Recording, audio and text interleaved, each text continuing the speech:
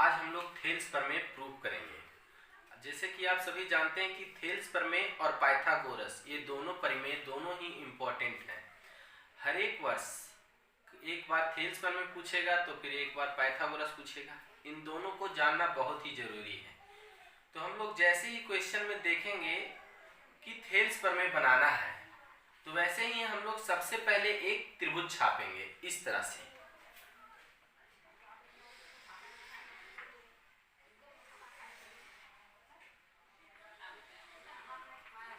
इस तरह से एक त्रिभुज छापेंगे।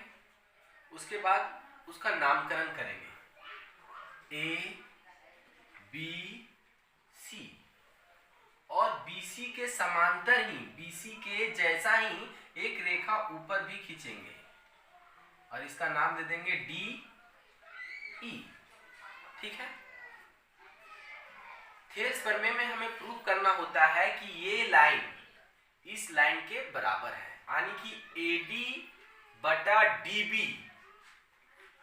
इक्वल है AE बटा EC का, है ना। इस साइड का लाइन और इस साइड का लाइन दोनों लाइन इक्वल है, ये हमें प्रूव करना होता है। तो सबसे पहले हम लोग एक त्रिभुज छापेंगे, उसका नामकरण करेंगे ABC और BC के समांतर ही एक रेखा खींचेंगे जिसका नाम देंगे DE। उसके बाद हम लोग विशेष सूत्र लिखेंगे।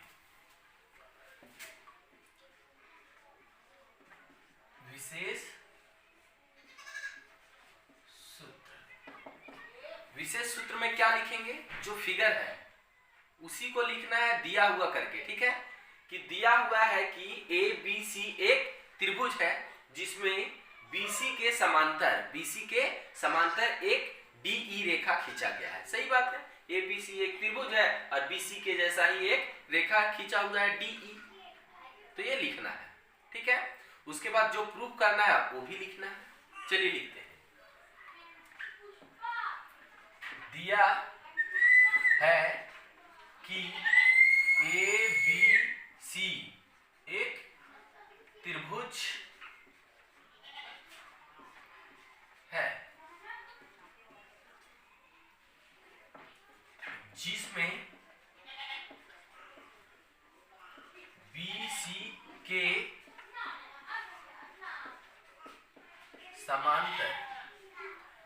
BC के समांतर DE रेखा खींचा हुआ है। ठीक है। तो हमें सिद्ध करना है कि, तो हमें सिद्ध करना है क्या? AD बटा DB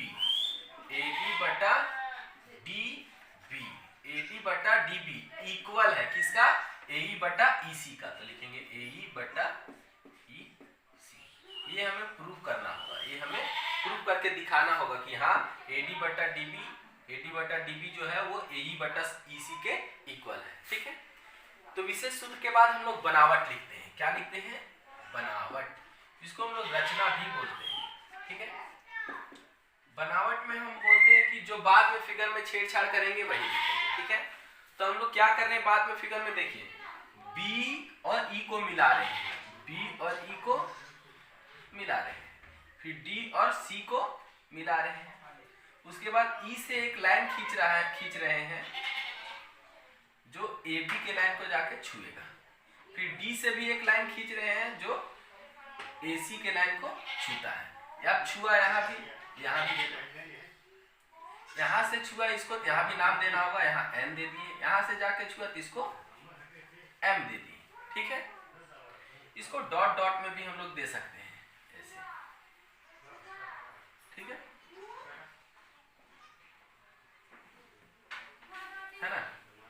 डॉट डॉट में भी हम लोग इस लाइन को खींच सकते हैं। ठीक है। उसके बाद जो किए वो लिखना होगा बनावट में। क्या किए? B को E से और C को D से मिलाएं। उसके बाद EN किसको छुआ जाके? AB को।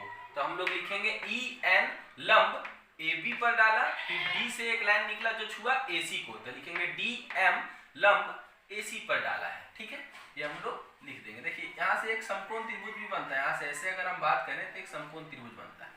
एक चीज और, जो जाके छूता है वो लंब होता है और जिसको जाके छूता है वो आधार होता है। यानी कि EN इसको आके छू रहा है तो EN लंब हो गया और आधार हो गया मेरा AB, यानी कि AD भी बोल सकते हैं, AD। इधर से DM जाके छुआ AC को तो DM लंब हो जाएगा और AC आधार हो जाएगा, है ना। चलिए बनावट में लिख देते हैं सबसे पहले। B को E से, या फिर ऊपर से ही लिखते हैं EN लंब AB पर, कॉमा EN लंब AB पर, फिर DM लंब AC पर लिखेंगे, DM लंब AC पर डाला है। उसके बाद क्या लिखेंगे, और D को C से तथा B को E से मिलाए। लिख दिए, क्या लिखे, EN लंब AB पर, EN लंब AB पर, DM लंब AC पर, DM लंब AC पर डाला है। उसके बाद B को E से, B को E से और D को C से, D को C से मिलाए, तो लिख दिए। अब उसके बाद हम लोग प्रमाण देंगे, क्या देंगे, प्रमाण, प्रमाण देना होगा। प्रमाण देने के लिए हम लोग त्रिभुज का क्षेत्रफल निकालेंगे। किस तरह से, देखिए ADE त्रिभुज का क्षेत्रफल बटा DBE त्रिभुज का क्षेत्रफल, दो त्रिभुज लेना इस तरह से, ADE ऐसे एक त्रिभुज बना, दूसरा DBE ऐसे भी एक त्रिभुज बना। एक बार इधर से लेंगे फिर एक बार उधर से, AED का क्षेत्रफल, फिर ECD का क्षेत्रफल, ठीक है। चार त्रिभुज का क्षेत्रफल निकालना होगा। ADE त्रिभुज का क्षेत्रफल बटा के लिख के DBE त्रिभुज का क्षेत्रफल इक्वल देंगे, फिर लिखेंगे AED त्रिभुज का क्षेत्रफल बटा देंगे, फिर लिखेंगे ECD त्रिभुज का क्षेत्रफल, ठीक है। चलिए लिखते हैं, पहले ADE त्रिभुज का क्षेत्रफल लिखेंगे, त्रिभुज ADE का क्षेत्रफल पूरा लिखिएगा, बटा देंगे, फिर लिखेंगे त्रिभुज ADE का हो गया, फिर DBE त्रिभुज का क्षेत्रफल, त्रिभुज DBE का क्षेत्रफल बराबर दिए बीच में, ठीक है। इधर से हो गया, अब इधर से AED त्रिभुज AED का क्षेत्रफल, त्रिभुज लिख भी सकते हैं और छाप भी सकते हैं। उसके बाद त्रिभुज ECD का, त्रिभुज ECD का क्षेत्रफल, ये लिख लिए, ठीक है। उसके बाद हम सभी जानते हैं त्रिभुज का क्षेत्रफल बराबर फॉर्मूला क्या होता है। ये भी एक त्रिभुज है, ये भी त्रिभुज है, ये भी त्रिभुज है, ये भी त्रिभुज का फॉर्मूला 1/2 गुने लंब गुने आधार, है ना। ये ऊपर का हो गया, नीचे भी सबका फॉर्मूला सेम है तो हर जगह यही लिखेंगे 1/2 गुने लंब गुने आधार बराबर देंगे। इसका भी वही, सारा त्रिभुज है तो सारा में सेम फॉर्मूला होगा, 1/2 गुने लंब गुने आधार, ठीक है। 1/2 गुने लंब के लंब गुने आधार, है ना। अब देखिए पहले ADE में जाइए, ADE में 1/2 के तो 1/2 ही लिखेंगे, गुना देंगे लंब, ADE में लंब कौन होता है, जो जाके छुएगा वो लंब, तो E से एक लाइन निकला, छुआ किसको, AD को, तो EN लंब हो गया, तो ऊपर लिखेंगे EN, लंब की जगह क्या लिखें, EN, गुना किसको छुआ, AD को छुआ, तो लिखेंगे आधार की जगह AD, ठीक है, बटा 1/2 के 1/2 गुना, जो ऊपर लंब है वो नीचे लंब रहेगा, ठीक है, गुना आधार। देख लीजिए आधार क्या हो गया, DB। DB कैसे हुआ दोस्तों, EN लंब ए बी पर डाला, ये तो पूरा लाइन एक ही है, ई एन लंब किस पर डाला, ए डी पर या फिर ए बी पर, ठीक है। तो लंब की जगह ई एन लिखे, ऊपर भी नीचे भी एन लंब, आधार की जगह ये भी आधार है, ये भी आधार है, ये पूरा आधार है। तो जब डी बी ई में जाएंगे तो आधार डी बी हो जाएगा, और ए डी ई में जाएंगे तो आधार ए डी हो जाएगा, ठीक है। बराबर दिए 1/2 के 1/2 ऊपर भी, नीचे का भी 1/2 गुना। लंब क्या होता है देखिए, ए ई डी में, ए ई डी में, ए ई डी में लंब कौन डाला जाके, इधर से डी एम, ई जाके छुआ उसको, किसको, ए ई को, या फिर ए सी भी बोल सकते हैं। ई जाके छुआ तो लंब हो गया, डी एम, जो लंब ऊपर रहेगा वही नीचे भी लिखना है, गुना देंगे, ठीक है। छू रहा है किसको, ए ई को छू रहा है और ई सी को छू रहा है, तो ऊपर लिखेंगे ए ई और नीचे लिखेंगे ई सी। एक और तरीका, हम लोग जानते हैं कि जो जाके छुएगा वो लंब है, ठीक है।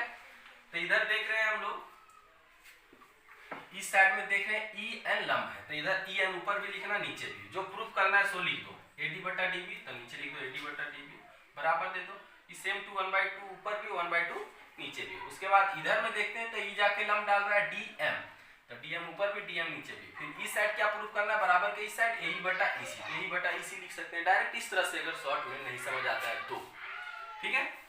अब काट देंगे 1/2 से 1/2, ई एन से ई एन, 1/2 से 1/2, डी एम से डी एम, सिर्फ बचा ए डी, नीचे डी बी, बराबर इधर ए ई, नीचे ई सी, यही प्रूफ करना था, प्रूफ हो गया। इतना ही बनाने से आपको पूरा का पूरा 5 नंबर मिलेगा, और ये गारंटी है कि थेल्सर में और पाइथागोरस इन दोनों में से एक आएगा, ठीक है।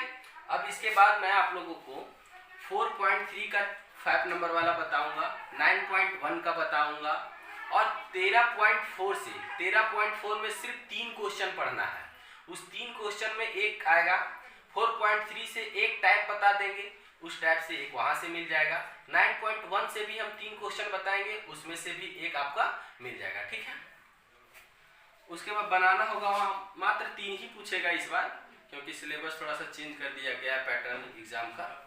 9.1 से पूछेगा एक, 4.3 से पूछेगा, 13.4 से पूछेगा, ये दोनों थ्योरम पूछेगा, फिर एक 14-2-3 यानी कि माध्य माध्यक बहुलक, तीनों में से एक पूछता है। ये सारा क्वेश्चन रहेगा, लेकिन बनाना 3 ही रहेगा। तो आप एक थ्योरम बना दीजिएगा, एक 4.3 से समझा देंगे, वो आसानी होता है, वो भी समझा देंगे, वो भी बना लीजिएगा, ठीक है। उसके बाद 13.4 से 3 क्वेश्चन आएगा, वो 3 क्वेश्चन में एक ठो बनाना है। तीनों क्वेश्चन हम आपको आसानी से समझा देंगे, वो भी आप आराम से सॉल्व कर लीजिएगा, ठीक है। तो आप लोग मेरे इस चैनल को सब्सक्राइब कर लीजिए, ताकि आगे भी और ज़्यादा इन्फॉर्मेशन आप लोग को मिलता रहे, और मैं सारा मैथ का जो सिलेबस है उसमें जो इम्पोर्टेंट क्वेश्चन है वो मैं बता दूंगा। उसके बाद मैं छोटे बच्चों के लिए भी आगे बताऊंगा, जिसमें गुणनखंडन हो गया, करनी हो गया, और सिंपल क्वेश्चन जो बेस क्वेश्चन है वो सारा बताऊंगा। उसके बाद सिलेबस के अनुसार चलूँगा, 8 क्लास का मैथ, 9, 10 इस सारा का मैथ में बताऊँगा। इसके साथ साथ अगर बोलिएगा आप लोग तो दूसरे सब्जेक्ट यानी कि साइंस वगैरह भी मैं पढ़ा दूंगा आसानी से, ठीक है। चलिए ठीक है, धन्यवाद।